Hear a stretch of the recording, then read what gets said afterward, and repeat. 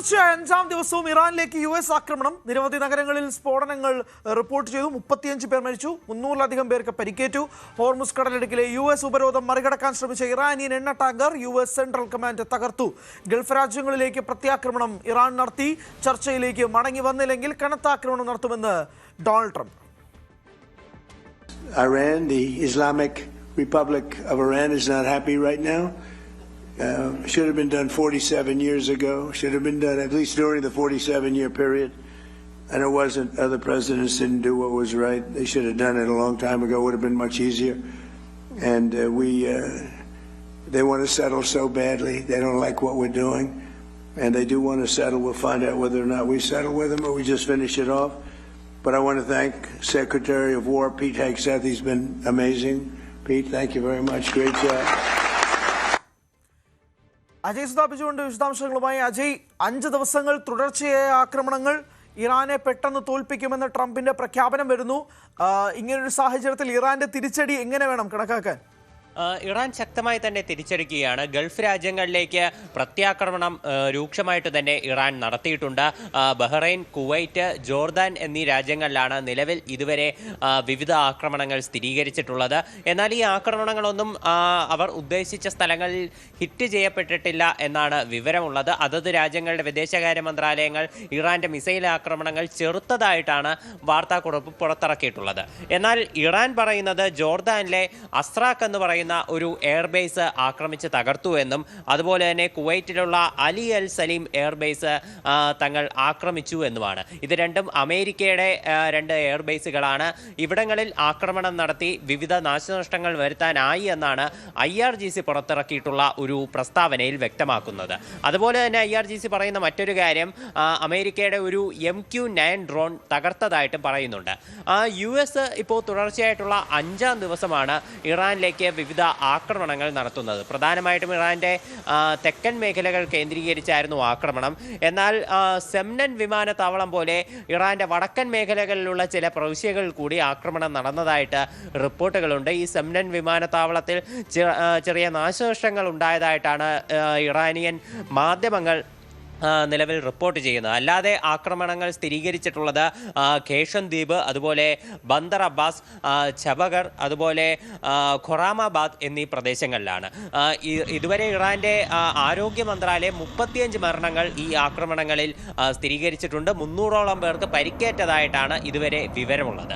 അമേരിക്കയുടെ ആക്രമണങ്ങളുടെ ഒരു സ്വഭാവം കാണുമ്പോൾ ഇറാന്റെ തെക്കൻ മേഖലകളിലുള്ള വിവിധ പ്രവിശ്യകൾ നിയന്ത്രണത്തിലാക്കി ഹോർമുസ് കടലിടുക്കിലുള്ള ഇറാന്റെ സ്വാധീനം കുറയ്ക്കുകയാണ് അവരുടെ പുതിയ ലക്ഷ്യമെന്ന് വേണം നമുക്ക് കണക്കാക്കാൻ. ഇപ്പോൾ രൂക്ഷമായിട്ട് കഴിഞ്ഞ ദിവസങ്ങളിലെല്ലാം ആക്രമണം നടന്നിട്ടുള്ളത് ഇറാന്റെ തെക്കൻ മേഖലകൾ കേന്ദ്രീകരിച്ചാണ്. പ്രത്യേകിച്ച് ഈ ഖേഷൻ ദ്വീപ്, അതുപോലെ സിറിക്ക് തുടങ്ങിയിട്ടുള്ള മേഖലകൾ കേന്ദ്രീകരിച്ചാണ് ഇറാൻ തങ്ങളുടെ സമുദ്രത്തിലേക്കുള്ള സ്വാധീനം കൂടുതൽ ഇപ്പോൾ ചെലുത്തുന്നത്. അവിടങ്ങളിലാണ് ഇറാന്റെ മിസൈൽ സംവിധാനങ്ങൾ, എയർ ഡിഫൻസ് സിസ്റ്റം അങ്ങനെ എല്ലാം കേന്ദ്രീകരിച്ചിരിക്കുന്നത് ഈ പ്രദേശങ്ങളിൽ നിന്നാണ്. അതുപോലെ ഇറാൻ ചെറിയ ബോട്ടുകളിലൂടെയാണ് ഈ ഹോർമുസ് കടലിടുക്കിലൂടെ പോകുന്ന മറ്റ് കപ്പലുകളെ ആക്രമിക്കുന്നത്. അപ്പോൾ ഇത്തരം ബോട്ടുകൾ കേന്ദ്രീകരിച്ചിരിക്കുന്നതും ഇത്തരം സ്ഥലങ്ങളിലാണ്. കഴിഞ്ഞ ദിവസം അമേരിക്ക പുറത്തുവിട്ട ഒരു സാറ്റലൈറ്റ് ദൃശ്യത്തിൽ ഇറാന്റെ ഒരു കടൽ പാലം ആക്രമിച്ച് തകർക്കുന്ന ദൃശ്യങ്ങളും ഉണ്ടായിരുന്നു.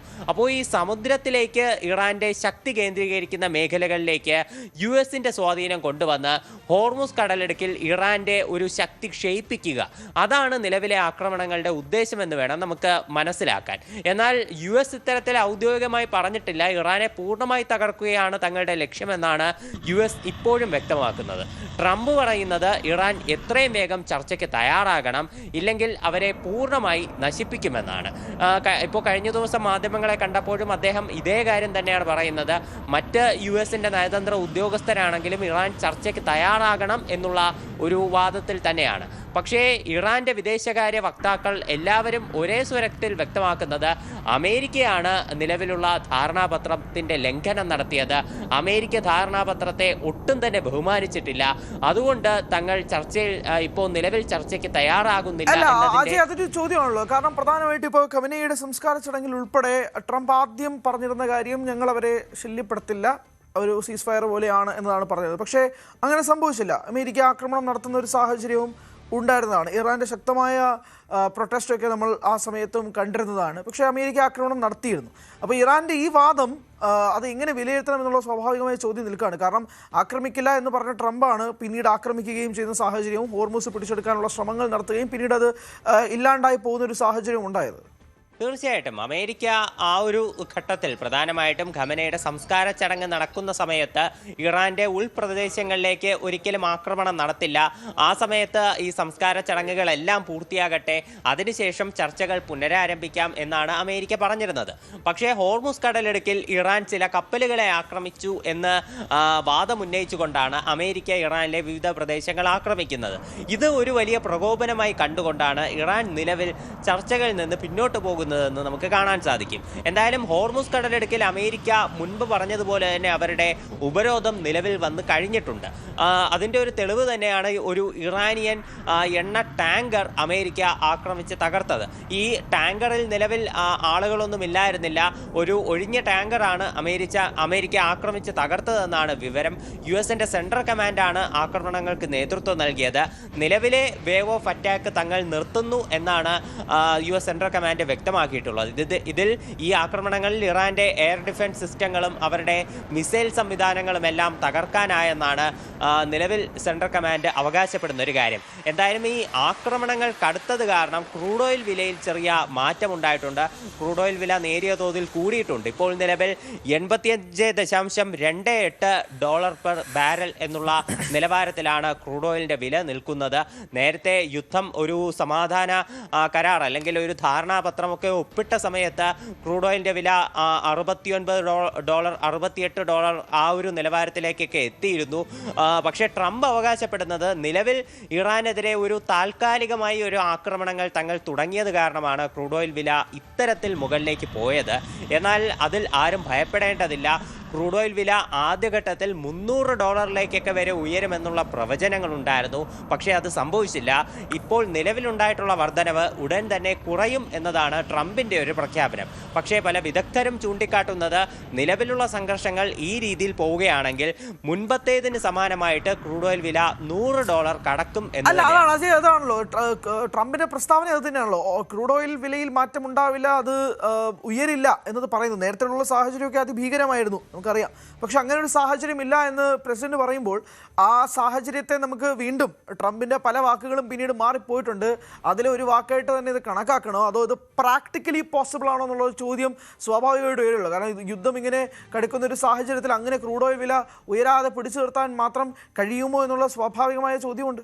തീർച്ചയായിട്ടും ഈ പ്രാക്ടിക്കലി നോക്കുകയാണെങ്കിൽ അത് ഒരിക്കലും പോസിബിൾ അല്ല എന്ന് വേണം നമുക്ക് നിലവിലെ സാഹചര്യത്തിൽ മനസ്സിലാക്കാൻ. പ്രത്യേകിച്ച് ഇന്ത്യ പോലെയുള്ള ഒരു രാജ്യങ്ങളുടെ കാര്യമെടുത്ത് നോക്കുകയാണെങ്കിൽ നമ്മുടെ ഇപ്പോൾ ഇന്ത്യൻ രൂപയുടെ നിലവാരം ഡോളറിൽ നിന്ന് ഒരുപാട് താഴേക്കൊക്കെ പോകുന്ന ഒരു അവസ്ഥയുണ്ടായിട്ടുണ്ട്. അപ്പോൾ ഈ ഒരു ഘട്ടത്തിൽ ഇന്ത്യ അടക്കമുള്ള ഏഷ്യൻ രാജ്യങ്ങളുടെ ഏറ്റവും ഉയർന്ന പരിഗണന എന്ന് പറയുന്നത് വിദേശ നാണ്യ ശേഖരങ്ങൾ അത് കൂടുതൽ ഇവിടെ ശേഖരിച്ച് വെക്കുക, ഡോളറിൻ്റെ ഒരു ശേഖരം അത് രാജ്യത്ത് ഉയർത്തുക എന്നുള്ളതാണ്. അപ്പോൾ അമേരിക്കയൊക്കെ നിലവിലെ സാഹചര്യത്തിൽ അവരൊരു സൊല്യൂഷനായിട്ട് പറയുന്നത് US ആണ് ലോകത്തിലെ ഏറ്റവും വലിയ ക്രൂഡ് ഓയിൽ ഉൽപ്പാദിപ്പിക്കുന്ന ആളുകൾ. അതുപോലെ വെനസ്വേലയിലെ ക്രൂഡ് ഓയിലും ഇപ്പോൾ അമേരിക്കൻ നിയന്ത്രണത്തിലാണ്. അതുകൊണ്ട് ഈ ഹോർമുസ് കടലിടുക്കിലെ പ്രശ്നങ്ങൾ കാരണം വിവിധ രാജ്യങ്ങൾ അനുഭവിക്കുന്ന പ്രശ്നങ്ങൾ ഈ അമേരിക്കയ്ക്ക് നികത്താനാകും എന്നുള്ള വാദമാണ്. പക്ഷേ ഇന്ത്യക്ക് അത് കാരണം ഉണ്ടാകുന്ന ഒരു പ്രശ്നം, ഇപ്പോൾ ക്രൂഡ് ഓയിൽ US എത്ര വില കുറച്ച് കൊടുത്താലും ആ ക്രൂഡ് ഓയിൽ ഇന്ത്യ വാങ്ങേണ്ടത് ഡോളർ ഉപയോഗിച്ചുകൊണ്ടാണ്. അപ്പോൾ നമ്മുടെ രാജ്യത്തുള്ള ഒരു കരുതൽ നാണ്യശേഖരം അത് പതിയെ കുറഞ്ഞുകൊണ്ടിരിക്കുകയാണ്. മുൻപ് റഷ്യയിൽ നിന്ന് ഇപ്പോൾ ഇന്ത്യ വളരെ സുലഭമായിട്ട് തന്നെ റഷ്യൻ ഓയിൽ വാങ്ങിച്ചിരുന്നു. പക്ഷേ അതൊക്കെ റഷ്യൻ കറൻസിയിലും അതുപോലെ തന്നെ ചൈനീസ് കറൻസിയിലും ഒക്കെ ആയിരുന്നു. അപ്പോൾ അത്തരം വിനിമയങ്ങൾ നടത്തുമ്പോൾ ഈ ഡോളർ കരുതൽ ശേഖരം അത് രാജ്യത്ത് കുറയുന്നില്ല. അപ്പോൾ അതനുസരിച്ചുള്ള പ്രശ്നങ്ങൾ ഇന്ത്യ അടക്കമുള്ള പല ഏഷ്യൻ രാജ്യങ്ങളും നേരിടുന്നുണ്ട്. ഇപ്പോൾ നിലവിലെ സാഹചര്യത്തിൽ അത് മുന്നോട്ട് പോവുകയാണെങ്കിൽ ക്രൂഡ് ഓയിലിൻ്റെ വില അത് ക്രമാതീതമായി ഉയരാനും ഇപ്പോൾ നിലവിൽ ഇന്ത്യ അടക്കമുള്ള ഏഷ്യൻ രാജ്യങ്ങൾക്ക് അത് വലിയൊരു പ്രതിസന്ധിയായി മാറാനും സാധ്യതയുണ്ട്.